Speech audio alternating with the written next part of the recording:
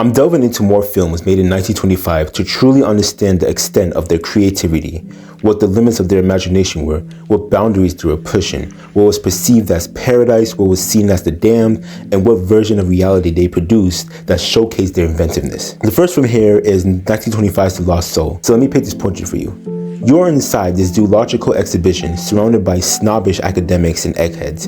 Here comes this professor, shaggy and audacious, going in front of the people and not only standing 10 toes on his brazen claim, but provoking the audience to venture down with him. Where, you may ask? To the Amazon jungle, to get the opportunity of a lifetime to be the first apostles to witness the lost world. Again, why though? What truly is the reward for quelling in this dubious story? One of the few explorers who manages to survive will see live dinosaurs. This filmmaker shows us this wide-angle high shot of this Camarasaurus in contrast with a professor. A blatant but still ominous reminder of the disquiet that is to come, but nothing prepared these travelers for images that will leave one too tormented to go to sleep at night and leave them aware of new colossal anomalies that give them a reason to be afraid of the dark. I'm pulling your leg though. This film is more perilous than horrendous. These aspiring pioneers band together in this voyage for a diverse amount of reasons, all equally less starstruck by these Alphantine rifts that only make these humans their business if they enter it. This country of these Leviathians is more than their home for invasion. It's their demonstration for them to show their art of violence. In this world, they are dissimilar only in appearance and health. There is no prize for these creatures to get unless it is the blood of their opposers or seeing the remains of their bodies. What I'm describing sounds grisly and perturbing, and it must have been if you only see the works of D.W. Griffith and Buster Keaton at the time. The stop motion is competent for its time. A lot of heart and consideration was put into making the movements and attacks. Even though they appear gawky and vehement, they are detailed nevertheless. And it's the small details that count, like the drool forming from their mouths, the blinking, the special attacks, the specific attacks these creatures have to be ultra precise. Those are the most remarkable aspects of the film compared to the smaller humane aspects. Granted, this film wouldn't even have existed if these adventurers hadn't latched on to this challenge, if it wasn't for their vitality to explore. Their reasons are humane but surface level. I'm 56 and I'm entertaining this foolish idea. I'm going for the experience. I mean, this guy is boasting this fantasy of being this mega mind, so give me some of you. And the classic, this girl won't engage to me unless I show how much my ambition is outlandish and frantic. If you know, you know. Unfortunately, there was one character whose story I was actually interested in delving into, but it didn't give me enough to be invested by. It was the daughter. Her father had been engaged into this field, this journey into venturing the lost void, and he never returned. And all we get from her are the mere reactions of dread and horror. Now that was very underwhelming. Not as underwhelming as the unashamed use of blackface in the minstrel's dialogue that the blackface wearer speaks. There are these thyroid pharaohs that are effectively revolting. There's a clip right here, specifically when one of their eyes glows in the dark. And it's with them that we see humans experiencing the most conflict. And I do wonder if that is supposed to be symbolic of how these Europeans are invading these areas without any consent. Lost World is a visually stunning and industrious exhibition at the end of the day. The one that really deserves the award here is the special effects pioneer, Wills O'Brien. He shows here how driven and how passionate he is in creating this world that is neither soft or with virtues. It's appealing to the eye who find dinosaurs fascinating or the journey of the Amazon jungle comforting. Or who find dinosaurs comforting as well. It's that Buster Keaton and Harold Lloyd also released films that year. These men are considered the trifecta of slapstick comedy. I was heavily impressed by Gold Rush, and so were a lot of film academics and critics. It was even shown on Turner Classic Movies. I decided to watch these next films to see who was more superior. Buster Keaton's Seven Chances introduces us to a more uptown scenario that is not really upper crust. Buster is on a mission here, quite the reverse of Chaplin's situation.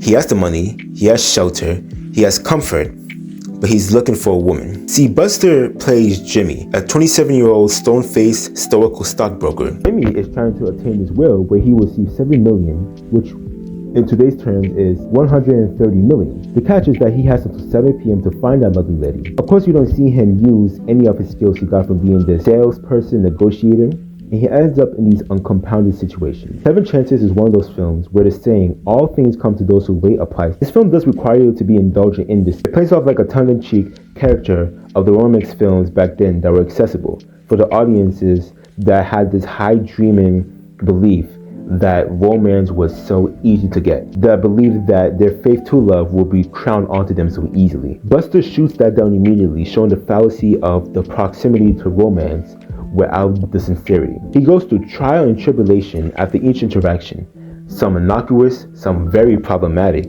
but most of them being absurd and up and running. When the fanaticism starts, Jimmy remains impassive but never resigned. And that is the effectiveness of this comedy. Buster's shown emotion is what I would believe will make the jokes falter. He can't be enjoying his own torment because it shows that he's a part of the joke. Laughter mainly stems from all these angels watching his disorientation, but were meant for the corrector who represents the average man being duped. Maybe this film is an inner attack of the nature of men who allow themselves to view romance as a sham, but still expect to benefit out of it. When money comes into the equation, do you view love as an obstacle? Does that money inspire you to be the highest, or is it the reverse? In these men's world, the finance book is more relevant than the Bible, and Buster makes that film to be a vocation of that. That being said, this film is a commanding and tremendous display of slapstick comedy. It kind of shows me that in order to be successful in that slapstick industry, you needed the speed of a cheetah, the grappling strength of a bear, and the agility of a cat. There are scenes that require him to run a lot, for the rest of the cast to run a lot. And it sounds tedious and characterless at first. It feels that he was cognizant of that, so that's why he makes the challenges less mundane and more stimulating. And for that to work, he takes into consideration the several factors in this film that will make the build-up to those sequences more magnetic. Let me give you an example.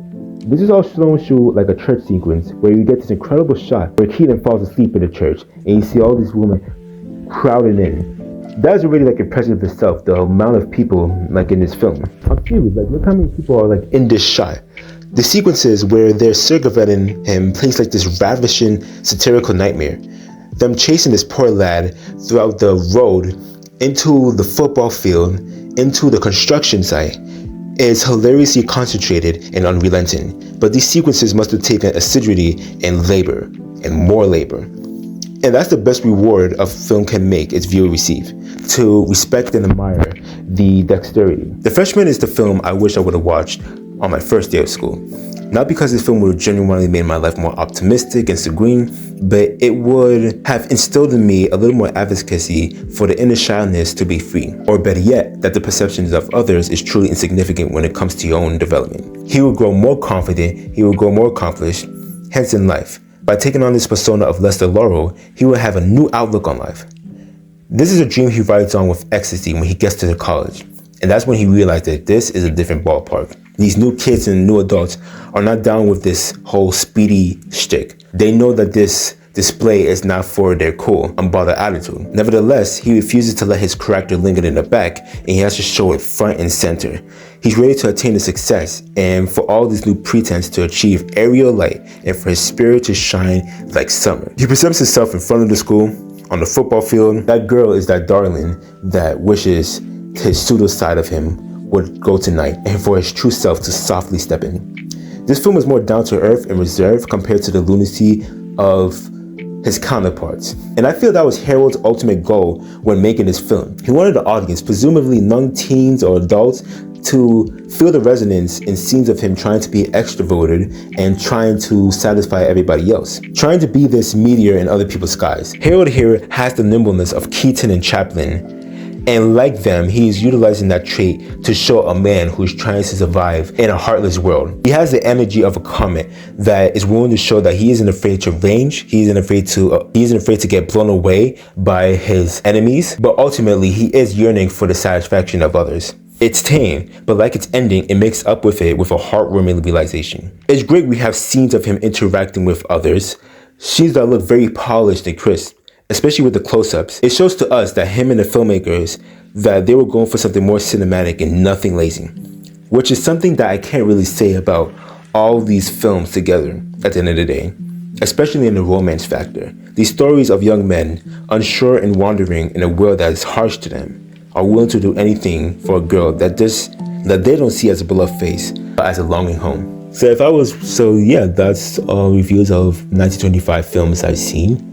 To rank these three films, I definitely want, this is going to sound very cliche, but I definitely believe that The Gold Rush is more superior out of all the 3 like slapstick films I've seen.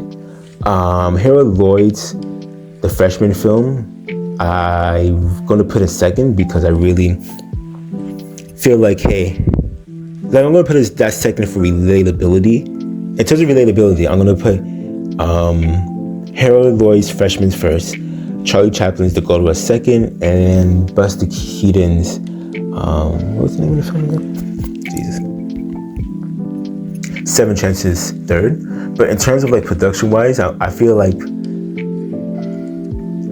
in terms of it being so like not extravagant, but really bold and audacious, Buster Keaton's 7